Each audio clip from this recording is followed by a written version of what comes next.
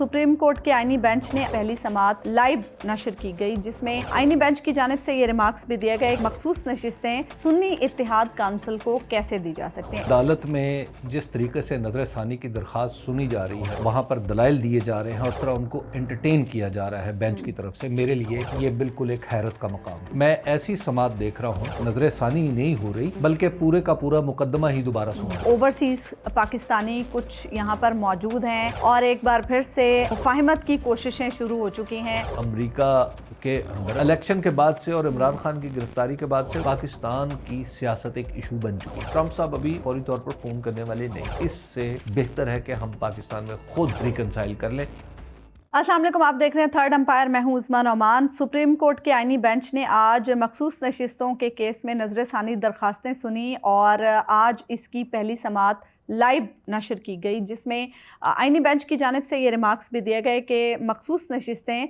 सुन्नी इत्तेहाद council को कैसे दी जा सकती हैं। इसके अलावा हम देख रहे हैं कि पाकिस्तान में एक बार फिर से ये बात चल रही है कि ओवरसीज़ पाकिस्तानी कुछ यहाँ पर मौजूद हैं और एक बार फिर से मुफाहिमत की कोशिशें शुरू हो चुकी हैं कि किस तरह से पाकिस्तान तहरीक इंसाफ और इस्टेब्लिशमेंट के दरमियान मुफाहिमत कराई जा सके। मुख्तलिफ लोग इस हवाले से मुख्तलिफ चीज़ें रिपोर्ट कर रहे हैं।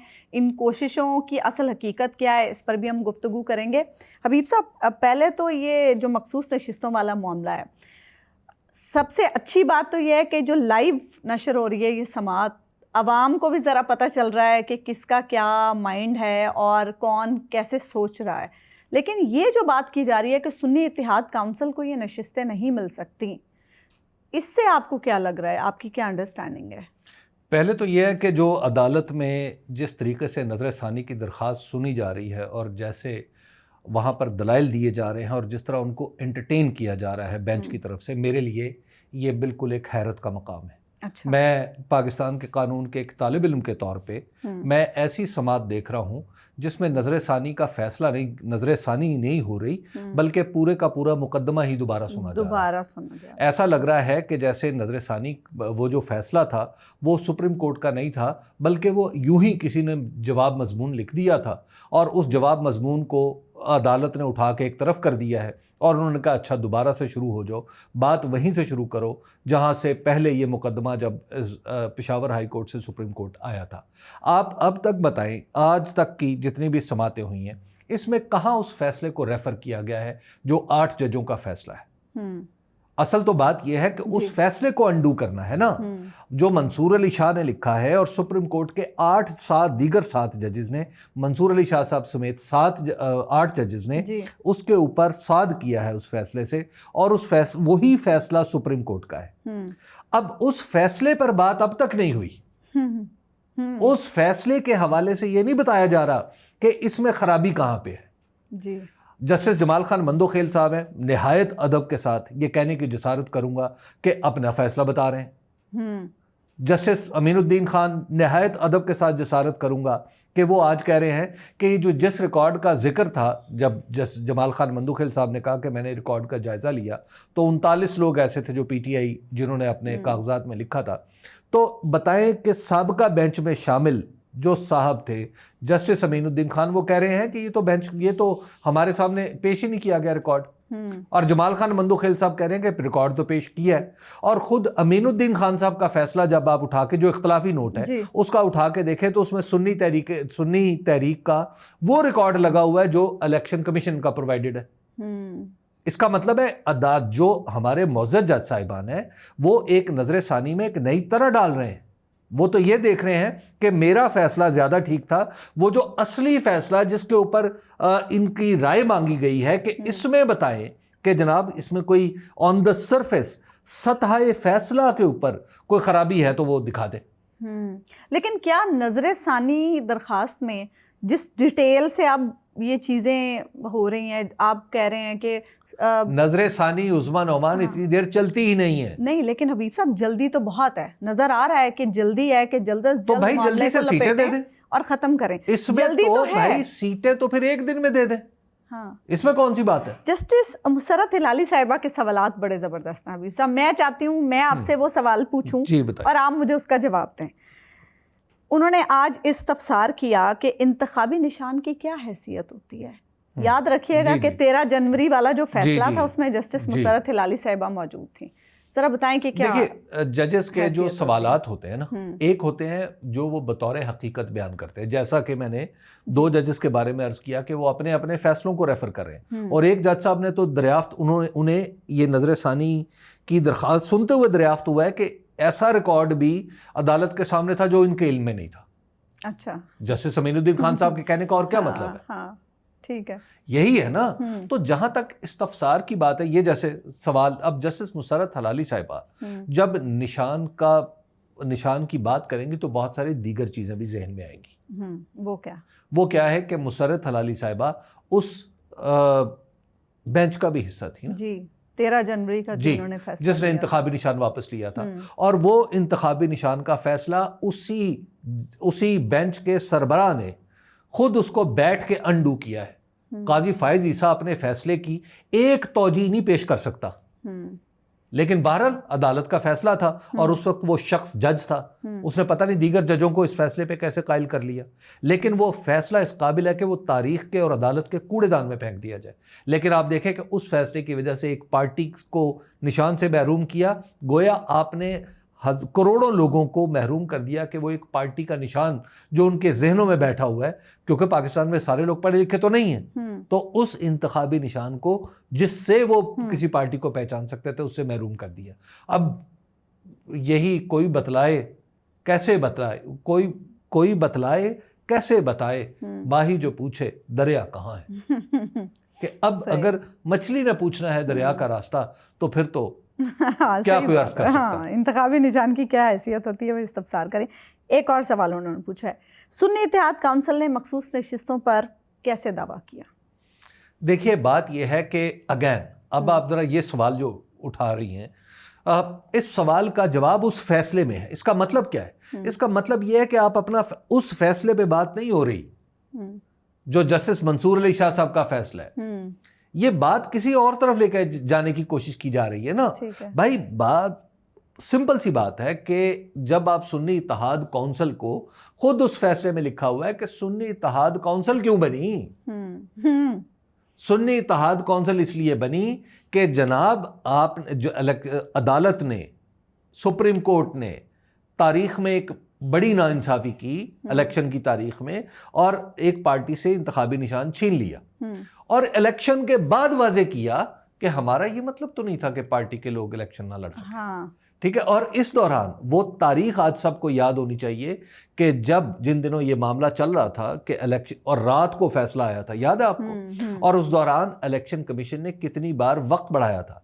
बीच में एक पीटीआई नजरियाती जमात थी, उसके साथ इत्तेहाद करने की कोशिश की गई। जी। और फिर उसके बाद इलेक्शन कमीशन ने अपने तमाम प्रिजाइडिंग अफसर, अपने तमाम आरओज को खत लिखा। उसने खत में लिखा कि जनाब, जिसने पीटीआई लिखा हुआ है, अब वो किसी और जमात का टिकट पेश करे तो वो कबूल भी ना किया जाए। हाँ।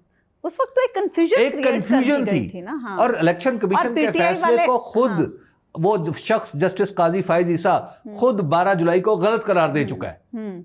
और वो पीटीआई वाले उस वक्त थोड़ी परेशान भी थे कि अगर हम, पूरा मुल्क परेशान था, अगर हम इस पीटीआई के टिकट से लड़ते हैं, आजाद नहीं लड़ते, तो पता नहीं हमारा क्या स्टेटस होगा। मैं आपको बड़ी दिलचस्प बात बताऊं, मैं उस वक्त मुल्तान में था कि उनके फैसले, जब ये फैसला हो रहा था कि जनाब उधर से फैसला आना है, इधर से पीटीआई नजरियाती चल रही है, इधर से दीगर चीज़ें चल रही हैं, और लम्हा बलम्हा सूरत हाल बदल रही थी। तो मैं इलेक्शन की कवरेज कर रहा था, तो उस लम्हा बलम्हा बदलती सूरत हाल में लोग कह रहे थे कि पाकिस्तान तहरीक इंसाफ का निशान हो ना हो, हमें इससे फ़र्क ही नहीं पड़ता।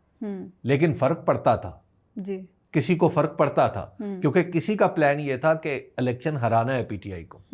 और उसके बाद फिर जब ये सारा मामला हो गया तो फिर लोगों ने किस तरह कद्दू, करेला, ढोल, हारमोनियम, पता नहीं किस किस चीज़ के ऊपर उन्होंने मोहरें लगाई और जाके पाकिस्तान तहरीक इंसाफ को जता दिया।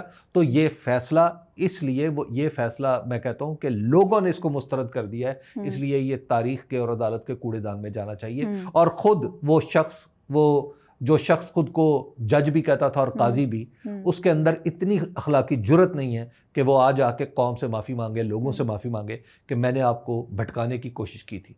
वो फैसला ऐसा है कि उस पर अब दोबारा जब सवाल होता है तो मैं आपको अर्ज़ करूं कि जो पाकिस्तान में जमहूरियत के दाई हैं, जो दस्तूर को सरबुलंद देखना चाहते हैं, अदलिया को खुद मुख्तार देखना चाहते हैं, इस तरह के सवाल जब होते हैं तो उनके दिल पे एक खराश पड़ती है। एक और सवाल उन्होंने उठाया है जस्टिस मुसर्रत हिलाली साहिबा ने, सुन्नी इत्तेहाद काउंसिल को मखसूस नशिस्तें कैसे मिल सकती हैं? भाई अर्ज यही तो है। अब ये सवाल 2 दफा हो गए। अब देखिए सुन्नी इत्तेहाद, एक ये है कि दावा कैसे कर सकते हैं भाई, कैसे मिल सकती है, ऐसे मुराद तो उस बेंच पे के फैसले पे आ गया ना। आपने वो आप उस फैसले को खोले तो उसमें पता लिखा हुआ है। लेकिन वो तो नहीं देखना हमने ना। मैं आपको अर्ज करूं, उसमें चोरी का सुराग भी है उस फैसले में। अच्छा, उसमें यह भी बताया गया है कि किस तरह शक्लें बदली गई, किस तरह एक तरफ कुव्वत, एक तरफ हुकूमती ताकत थी, इंतज़ामी और अदालती हथकंडे थे, और दूसरी तरफ अवाम की मर्जी थी। उसके बीच में रास्ता कैसे निकला और निकालने की कोशिश की जाती रही, और किस तरह काजी फाइज ईसा जैसा शख्स सुओ मोटो के इख्तियार से लैस होने के बावजूद चुप बैठा रहा। दरअसल वो अपने सामने चोरी होते हुए देखता रहा, और बहुत सारे और लोग भी उसके साथ बैठे थे। तो ये उस फैसले को पढ़ लें, ये नए सवालात ना उठाएं, ये नजर सानी ऐसे नहीं होती। और मैं आपको अर्ज करूं, ये जो जज साहिबान है ना, एक तो ये है कि इन्हें दुनिया देख रही है, प्रोफेशनल लोग देख रहे हैं, सारे लोग पाकिस्तान के अवाम देख रहे हैं। ये बड़ी अच्छी वैसे मिसाल है कि जो लाइव नशरियात चल रही होती हैं। इसके साथ साथ इन्हें दुनिया के ज्यूरिस्ट भी देख रहे हैं। हाँ, ठीक बात है। तो एक इंटेलेक्चुअल ऑनेस्टी जो है वो, उसका भी सुप्रीम कोर्ट के जज उसके इम्तहान से गुजरते हैं, सारी दुनिया के सुप्रीम कोर्ट के जजेस। तो हमारे जजेस का ये इम्तहान। एक और सवाल हबीब साहब उठाया गया है, वो ये कि जो आज़ाद उम्मीदवार होते हैं वो पार्लियामेंट में आने वाली जमात में शामिल होते हैं। जो जमात पार्लियामेंट में है ही नहीं, उसमें आज़ाद उम्मीदवार कैसे शामिल हो सकते हैं? एक तो यह है कि इलेक्शन कमीशन ने उससे पहले यह कहा था कि पीटीए एग्जिस्ट ही नहीं करती। हाँ, उसने इस मतलब की चीजें की थी, बल्ले का निशान ना होने का ये मतलब निकाला गया था। हाँ। और फिर इलेक्शन कमीशन ने इन सबको आजाद करार दिया था जी, जिन्होंने पीटीए लिखा हुआ था या जिन्होंने एसआईसी लिखा हुआ था, सबको आजाद करार दिया था। हामिद रजा खुद आजाद थे, सबको आजाद करार दे दिया था। हाँ। तो अब मसला यह है कि वो भाई उस फैसले पे बात करे ना। नजर सानी तो ये है, 26वीं आईनी तरमीम के बाद फैसले पे क्यों बात करें ना। अब तो 27वीं की तैयारी हो रही है, 28वीं भी कर लें। अच्छा। इससे ज्यादा और क्या हो जाएगा। हाँ। देखिए, क्वेश्चन ये है कि तरमीमों से उसूल कायम नहीं होते। पाकिस्तान के दस्तूर का बुनियादी उसूल जो करारदाद मकासिद में भी है, जो हर आमिर ने माना है, मैं आपको ये भी अर्ज करूं, चारों आमिरों ने भी माना है, और पाकिस्तान के दस्तूर के हर कागज में एक ही उसूल लिखा हुआ है, वो ये है कि अवाम के मुंतखब नुमाइंदे, अवाम का हक़ हुक्मरानी। लेकिन अब तो नहीं माना जा रहा भाई। अब फिर अब हमारी अदालत जो है अगर नहीं मानना चाहती, इसको ना माने। इसमें इसका क्या मतलब है? इससे पहले क्या जस्टिस मुनीर ने भी तो नहीं माना था। इससे पहले क्या सारे जजेस मानते रहे? इससे पहले भी बहुत सारे लोगों ने, जमहूरियत को बहुत सारे जजों ने नुकसान पहुंचाया। देखिए, अगर ये जमहूरियत जजों की मरहून मिन्नत होती, अगर इलेक्शन की शफाफियत का तकाजा जजेस की तस्दीक का मोहताज होता, तो कभी इसके लिए आवाज़ ही ना उठती। ठीक है, जजों ने तारीख में अपने मकाम का तयन करना होता है। हाँ, लेकिन हबीब साहब, अब मुझे ये बताएं, आपकी अंडरस्टैंडिंग क्या है? सलमान अकरम राजा साहब आज कह रहे थे कि हमें सुप्रीम कोर्ट से और अदालतों से कोई उम्मीद नहीं है। मतलब एक इतना बड़ा लॉयर अगर आज इस तरह की बात कर रहा है, तो इसका मतलब है कि मामलात क्लियरली सबको नजर आ रहे हैं। देखिए, जिस तरह मुकदमात चल रहे हैं, बहुत सारी उम्मीदें तो नहीं वाबस्ता की जा सकती। बस ठीक है, मामला चल रहा है। देखिए, अब वो कुछ चीजें ऐसी हैं जो सलमान अकरम राजा साहब कह सकते हैं, मैं कहूं तो उनके नताइज कुछ और निकलेंगे। लेकिन अभी पहले मैं काफी मुसीबतों में। आपको मुझे एक बात बताएं, आपको क्या लग रहा है, ये अब नशिस्तें वापस ले ली जाएंगी सुन्नी इत्तेहाद काउंसिल से? और अगर वापस ले ली जाएंगी, मतलब हम एक सिर्फ मफरूज़ा कायम करें, अगर वापस ले ली जाती हैं तो क्या दूसरी जमातों को दे दी जाएंगी जी हाँ, कुछ ऐसा ही है। जैसे अच्छा। समीनुद्दीन खान साहब का जो फैसला है, हाँ। अगर जो उनका इख्तलाफी नोट है, अगर वो पढ़ा जाए तो उसमें उन्होंने पेशावर हाई कोर्ट का जो फैसला है उसको अपहोल्ड किया है। ठीक उसका है। मतलब ये है कि नशिस्तों की तकसीम उसी तरह वो उस बंदर बांट को जवाज़ मिल जाता है जिस तरह इलेक्शन कमीशन ने की थी। अच्छा, जी। ठीक है। अच्छा, एक और मामला हबीब साहब, ये तो चले अब कल दोबारा समाअत होनी है, फिर देखते हैं कि किस तरह से जजेस जो हैं वो मामलात को आगे बढ़ाते हैं। एक और मामला हबीब साहब, मुलाकातों अच्छा, का। जो अदालत में हो रहा आप उसको समात कह रही हैं। अच्छा, गुड, ठीक है। हबीब साहब मजबूरी है ना, अब क्या करें। ठीक है, नहीं नहीं, समात तो बुरा वक्त। समात से मतलब होता है गालिबन सुनना। हाँ, वो बुरा ठीक वक्त हम सभी का चल रहा है। अच्छा हबीब साहब, एक बार फिर से ये खबरें चल रही हैं कि जी ओवरसीज़ पाकिस्तानी मौजूद हैं दोबारा से पाकिस्तान में, और मुलाकातें, कुछ लोग कह रहे हैं मुलाकातें हो चुकी हैं, हो रही हैं, कुछ लोग कह रहे हैं ऐसा कुछ नहीं है। ये ज़रा वाज़े करें, असल हकीकत क्या है? कुछ हो रही हैं मुलाकातें, वाकई कुछ लोग अब दोबारा से इस मिशन पर आए हैं? कुछ लोग तो यहाँ तक रिपोर्ट कर रहे हैं कि आखिरी दफ़ा आए हैं बस, और अच्छा। अब की बार अगर इमरान खान ने कुछ करना है तो कर लें। वाह। अगर इमरान खान ने अब की बार कुछ लाइक वो अगर ना माने तो फिर दोबारा नहीं आएंगे तो फिर ये वापस ही चले गए।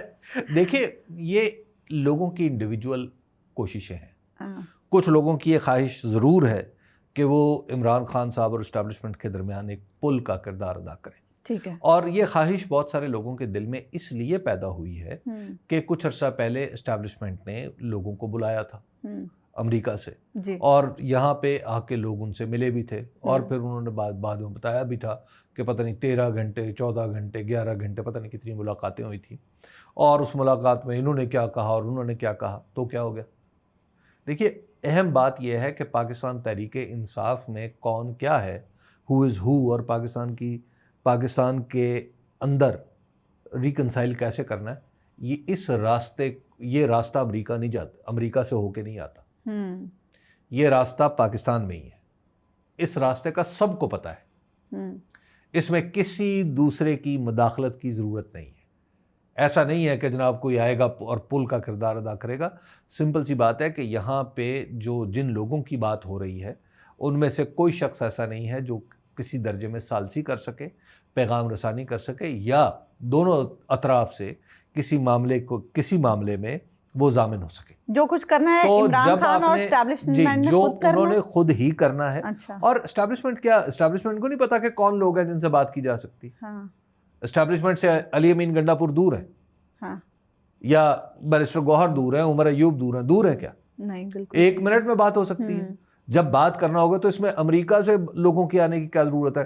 कुछ दिन बाद होगी क्या जनाब ये जो मेडिटेरेनियन के किसी मुल्क से आगे नहीं, लेकिन कुछ दिन बाद इसमें एक जो मंतिक है ना, वो ये है हबीब साहब, जो कुछ लोग पेश करते हैं कि ओवरसीज पाकिस्तानियों की वैल्यू शायद, चूंकि अब यहाँ जो तहरीक इंसाफ की क़यादत है उनको वो वेटेज नहीं दी जाती जो ओवरसीज पाकिस्तानियों को दी जाती है। उसकी वजह तो यह है शायद कि इसलिए उनके जरिए मामलात बेहतर हल हो सकते हैं। उसकी वजह उज़्मा यह है कि अमेरिका के सिस्टम के अंदर कुछ डेवलपमेंट्स हो रही हैं, और मैं आपको बार बार अर्ज करता हूँ कि वो डेवलपमेंट्स एक दिन के लिए भी नहीं रुकी। अच्छा, वो इस वक्त भी जारी। लेकिन कुछ लोग तो हबीब साहब ये भी रिपोर्ट कर रहे हैं कि मामलात सेटल हो गए हैं अमेरिका के साथ। अब कोई तंगी नहीं होगी। अमेरिका के साथ जो मामला सेटल होना है ना, उसके बारे में हेनरी किसिंजर से मंसूब एक फ़िक्रा है। वो क्या? वो ये है कि अमेरिका अगर आपका दुश्मन हो तो गुजारा हो सकता है, लेकिन अगर अमेरिका आपका दोस्त हो तो इससे बुरी कैफियत आप पे कभी नहीं आई। अमेरिका अपने दोस्तों के साथ जो सलूक करता है ये दुनिया ने देखा हुआ है, और पाकिस्तान को भी इसका बखूबी तजुर्बा है। हाँ। तो अहम तरीन बात ये नहीं है कि किसके साथ सेटिंग है। वहाँ पे अमेरिका के अंदर एक डिप्लोमेटिक दबाव बन सकता है कि ये ज़्यादा से ज़्यादा एक पॉलिटिकल दबाव ही होता है ना। जी जी। तो वो जारी रहेगा वहाँ पर, वो अमेरिकी हुकूमत के ऊपर भी जारी रहेगा, और आने वाले दिनों में आप देखेंगे कि बहुत सारी चीज़ें वहाँ पे होती हुई नज़र आएंगी जो पाकिस्तान में एक दफ़ा फिर सुर्खियाँ बन रही होंगी। इस पर आप और मैं बैठ के बात कर रहे होंगे कि इसके ये असरात होंगे, इसके ये असरात होंगे। देखिए, वहाँ पर लोग जो अमेरिका के अंदर, अमेरिकन सिस्टम के अंदर पाकिस्तान की सियासत एक इशू बन चुकी है। हाँ, ये तो बात सही है। इलेक्शन के बाद अच्छा, इलेक्शन के बाद से और इमरान खान की गिरफ्तारी के बाद से वो एक इशू बन चुकी है। उस इशू ने कभी यहाँ से उठना है, कभी यहाँ से उठना है, कभी इस सूरत, कभी उस सूरत, तो ये तो उठता रहेगा। जो आपका गालिबन सवाल ये है कि क्या सदर ट्रंप फोन करके कहेंगे हाँ जी मेरा दोस्त कैद है उसको छोड़ो। देखिए ऐसा इस अंदाज में नहीं होता। और अच्छा, जिस तरह के ट्रंप साहब हैं उनसे कुछ ज्यादा ये भी तवक्को नहीं की जा सकती कि वो ना करें। हाँ। जो उन्होंने साउथ अफ्रीका के प्रेसिडेंट के साथ किया कि उनको उनके सामने बैठ के एक अजीबोगरीब फेक सी वीडियो चलवा दी। हाँ। तो और फिर वो सारी दुनिया ने देखा। तो अगर इमरान खान की बात हुई, अगर ऐसे किसी मौके पे ऐसा कोई मौका आ गया वहां पे इमरान हमारे यहाँ से अगर कोई वहां गया हुआ हाँ, तो फिर क्या होगा? उसके सामने भी ऐसी ठीक है, तो फिर भी बहुत सारी बातें हो सकती है। तो लिहाजा जो यानी मैं तो ये तो बरसबील तस्करा बात आ गई। तो ट्रंप साहब अभी फौरी तौर पर फ़ोन करने वाले नहीं है। और मैं भी बहुत अरसे से यही कह रहा हूँ कि इससे बेहतर है कि हम पाकिस्तान में खुद रिकनसाइल कर लें। हाँ। और हम सबको पता रिकनसिलिएशन का रास्ता। लेकिन हबीब साहब, रिकनसिलिएशन की जब हम बात करते हैं ना, तो उसमें बात ये होती है कि सब 2-2 कदम पीछे हटें, तभी हो सकती है ना। जो इमरान खान साहब के हवाले से बातें आती हैं वो ये कि खान साहब डटे हुए हैं, खान साहब पीछे नहीं हट रहे किसी चीज़ से।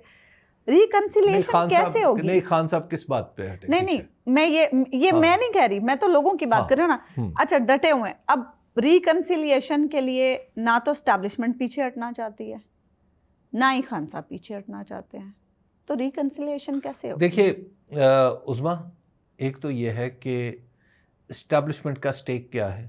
क्या एस्टैब्लिशमेंट ने इलेक्शन लड़ना? ऐसा तो नहीं होता ना। ठीक है, एस्टैब्लिशमेंट के जो स्टेक्स हैं वो बाज़ औक़ात नज़रों से ओझल होते हैं, बाज़ औक़ात वो सिक्योरिटी के मुतालिक होते हैं, बाज़ औक़ात वो खारजा पॉलिसी के मुतालिक होते हैं। तो उनके ऊपर तो मैं उनके ऊपर ज़ाहिर है जो चीज़ पहले से ही खुफिया है, बिहाइंड द सीन है या अनसीन है, तो उसके ऊपर आप कैसे कमेंट कर सकते हैं? अब तो कमेंट तो पॉलिटिकल हवाले से किया जा सकता है ना। तो इमरान खान साहब क्या कह रहे हैं? इमरान खान साहब कह रहे हैं कि जनाब अदलिया को खुद मुख्तार कर दें। हाँ, मैंडेट वापस कर दें। मैंडेट वापस नहीं करते, fair free and fair election में चले जाए, सियासी कैदियों को रिहा कर दें, अपनी बात तो वो खत्म हो जाए, सियासी कैदियों की कैद हाँ। खत्म हो जाए। तो इसमें क्या खराबी है? इसमें कौन सी ऐसी चीज है जिसके ऊपर पीछे हटना चाहिए? अच्छा, जब आप पॉलिटिकली निगोशिएट करके आप मुफाहमत नहीं करते तो उसका नतीजा फिर होता है, उसके नताइज होते हैं। लेकिन इस वक्त एक सोच ये पाई जाती है ना हबीब साहब कि ये जो इस वक्त मौजूदा बंदोबस्त है इसमें हमें इमरान खान की ज़रूरत क्या है? क्योंकि जो एक तासुर है वो यही है कि जी मईशत भी सही चल रही है। अच्छा, मईशत तो बहुत ऊपर जा रही है हमारी, और सियासी मामलात भी ठीक चल रहे हैं, भारत से जंग भी हमने जीत ली है। इमरान खान की क्या ज़रूरत है? कभी मेरे ज़हन में भी ये आता है, तो हम क्यों इमरान खान से बात करें? आपकी ठीक है। मैं जब भी सुबह आईने के सामने खड़ा होता हूँ और मैं बाल बनाता हूँ तो मुझे लगता है कि सबसे खूबसूरत आदमी तो यही है जो आईने में दिख रहा है। अच्छा। और मैं इस आदमी को सबसे बड़ा दानिश्वर भी समझता हूँ जो आईने में दिख रहा है। दानिश्वर तो आप हैं। अच्छा, फिर मैं आईने में खड़े शख्स को काफ़ी उसको नंबर देता हूँ। मेरे ख्याल में द बेस्ट शख्स इस वक्त जो दुनिया में मौजूद है इस कुर्राए अर्ज पर, वो मैं उसको रोजाना सुबह उठ के आईने में देखता हूँ। अच्छा। लेकिन मेरे इस ख्याल से कोई दूसरा मुत्तफिक नहीं होता। हाँ। प्रॉब्लम ये है। नहीं, मैंने दानिश्वर वाले मामले पे आप जुज़वी तौर पे मुत्तफिक मुकम्मल तौर पे तो आपने भी इत्तफाक नहीं किया ना। आपने मेरी कितनी आरजुएं हैं जिन्हें मिलिया मेट कर दिया। ठीक है ना। अब वो तो आपने मानी नहीं बातें, मतलब आपको मानना चाहिए था कि मैं पाकिस्तान के हसीन तरीन लोगों में से। अब आप देखें, आप इस पे आप हंस दी। अच्छा, असल में मेरी नजर अभी तक बिल्कुल ठीक काम कर रही है। अब अगर मैं ये कहूँ कि मैं गालिब से बड़ा शायर हूँ, हाँ। अशफाक अहमद से बड़ा नसरनिगार हूँ, मुस्तनसर हुसैन तारड़ से अच्छा सफरनामा लिख सकता हूँ, बल्कि मीर तकी मीर भी क्या है मेरे आगे, तो मैं ये सारे अगर दावे करूँ, अब देखें आप मान ही नहीं रही उन्हें। अब मैं क्या करूँ? मसला ये है कि अब जब इकॉनमी का भी आप दावा करते हैं, हाँ। हमारी हुकूमत जब दावा करती है तो मेरा ख्याल है सुबह उठ के इसको कबूल करने वाला एक ही शख्स है, वो दावा करने वाला जब आईने के सामने खड़ा। हाँ, सही बात। इसके अलावा इकोनॉमी के बारे में सबको अच्छी तरह पता है, और ये बात आप लिख के रख लें, आपके हाथ में कलम है कि आप लिख के रख लें, जब तक पाकिस्तान के अंदर पॉलिटिकल रिकंसिलिएशन नहीं होगी आपकी इकोनॉमी नहीं चलेगी। हाँ, ये तो सही बात है। आप इसी इकोनॉमी को कभी इधर से खींचते रहेंगे, कभी इधर खींचते रहेंगे, कभी उधर दबाएंगे, कभी इधर दबाएंगे। ये एक गुब्बारे की तरह है। वो जितना फूला हुआ ना, उसको कभी इधर से दबा के तकिया बना लेंगे, इधर से बना के घुमा के उसकी चिड़िया बना लेंगे, जरा ऐसे करके उसको क्रॉस कर लेंगे तो वो जहाज बन जाएगा और बच्चों को बेचते रहेंगे। इसके सिवा इकोनॉमी के अंदर जिसे कहते हैं कि फंडामेंटल चेंज, वो आपको नजर नहीं आएगी जब तक आपकी पॉलिटिकल रिकंसिलिएशन आप पॉलिटिकल रिकंसिलिएशन की बात कर रहे हैं। मुझे याद है कि जब बेनज़ीर भुट्टो साहिबा और मियां नवाज शरीफ साहब में रिकंसिलिएशन का मामला आया था, तो दोनों अतराफ रजामंदी थी और दोनों ने आपस में मुफाहमत की बहुत सारे मामलात पर। मिसाके जमहूरियत हुआ। इस वक्त जो सिचुएशन है, जो हुकूमत है, नून लीग की बात कर लेते हैं, चले पीपल्स पार्टी को भी उसमें शामिल कर लें, उन जमातों, वो जमातें मुफाहमत की तरफ क्यों जाएंगी? क्योंकि मुफाहमत की तरफ जाएंगी, उनकी सियासत भी ख़त्म हो जाएगी, उनकी हुकूमत भी चली जाएगी। सियासत तो खैर उनकी पहले ही ख़त्म हो चुकी है, जो रही सही अब हुकूमत है और उसमें जो उनके ऐशो आराम है वो भी चले जाएंगे। उन्हें मुफाहमत करके क्या मिलेगा? चले खान साहब को तो बहुत कुछ मिल जाएगा कि मुफाहमत का फैसला उन्होंने नहीं करना, और जब मुफाहमत होनी है उनसे किसी ने पूछना भी नहीं है। ये दोनों ज़रूरतें हैं। हाँ। वो सिर्फ इसके मुतासरीन में है। पॉलिटिकल रिकंसिलिएशन, तो पॉलिटिकल रिकंसिलिएशन कौन कह रहा है भाई? पॉलिटिकल नहीं, मैं आपको अर्ज कर रहा हूँ, पाकिस्तान की सियासत में फरीक दो हैं। हाँ। एक एस्टेब्लिशमेंट है कि इमरान खान, हाँ।